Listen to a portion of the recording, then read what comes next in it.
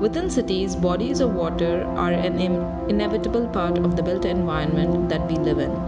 Although the quality of water is tested regularly by city agencies, that information is highly technical and not seen by the broader public.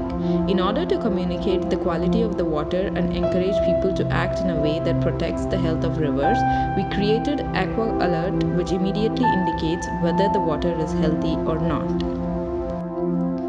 The concept behind AquAlert is simple. We constructed a device by fastening 3 sensors, each measuring a different component of water quality, onto a fabricated lily pad. We chose to use a pH sensor to measure the acid-to-base ratio of the water, a turbidity sensor in order to detect the purity of the water, as well as an ambient temperature sensor. The anatomy of our lily pad device is divided into 3 parts. The first part is the data input, which acts as the root. It collects data from the water body from which it is immersed. The next part is the data controller, which serves as the stem of our lily pad. This is where all the sensors connect and communicate with each other. The third part is the data output, which is the flower. The blinking of the LED light happens here. A description of the sensors that we use is detailed in our report.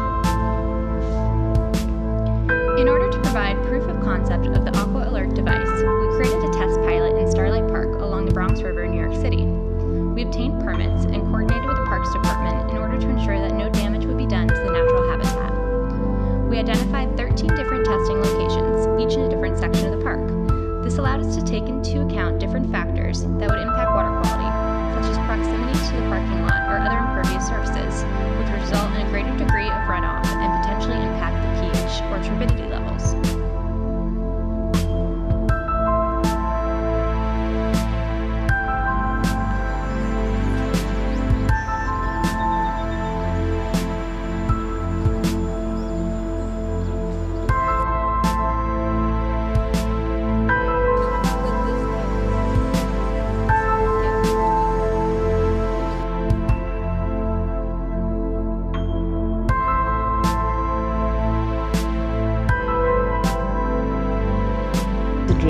In order to distill the collected data in such a way that it is easy to understand and engaging, we created a website to host the collected data so that it is accessible. The website portrays a digital interactive map of Starlight Park with the various testing locations identified. Each testing location can be clicked, displaying the pH, turbidity, and temperature values.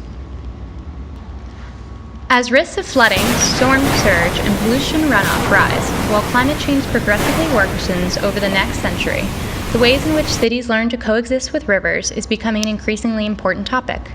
However, preservation, ecological restoration, and conservation efforts within cities are no small feat. From both a conceptual and infrastructural standpoint, redesigning urbanites' relationship with their city's water poses a substantial challenge. Being surrounded by concrete and steel can obfuscate the natural ecosystems that exist within cities. Our project aims to play a role in this reconceptualization process by uncovering elements of the natural world that exist within cities in order to reconnect people with the natural environment that surrounds them. In creating our device, AquAlert, as a test pilot program that aims to get people invested in water quality, conservation, and the ecological components of cities, we hope to play a role in ushering in a new age of rivers' roles in cities.